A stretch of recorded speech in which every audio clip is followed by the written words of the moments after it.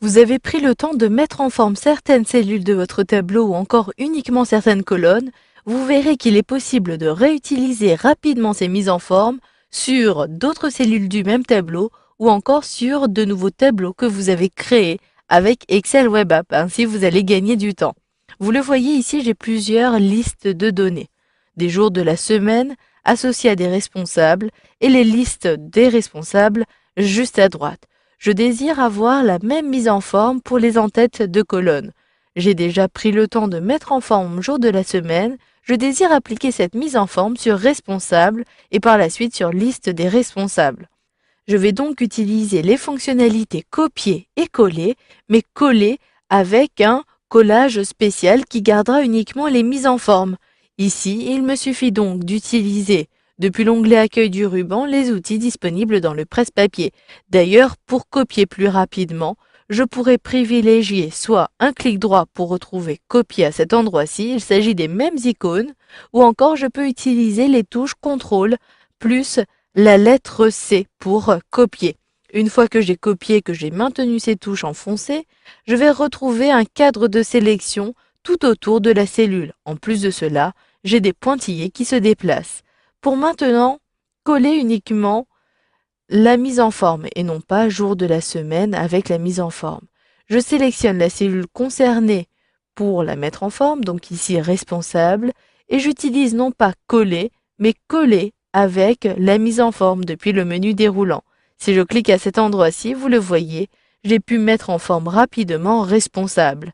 Il en va de même pour lundi. Je désire donc ici copier, puis coller.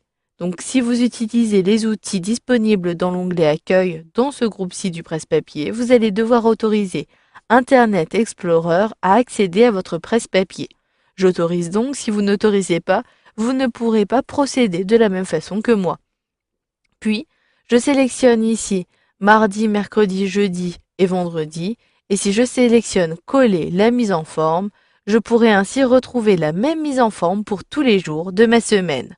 Maintenant que j'ai mis en forme correctement le premier tableau, je désire réutiliser les mises en forme de la liste des responsables pour la liste des responsables juste à droite.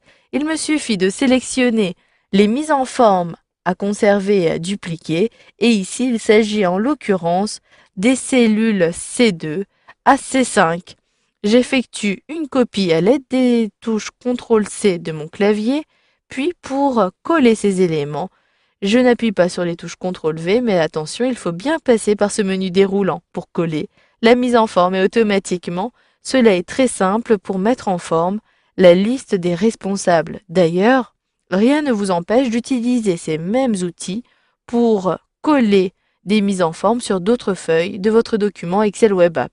Ici, au niveau de ma feuille production, je retrouve un tableau avec 2 colonnes et plusieurs lignes, plus précisément 6 lignes.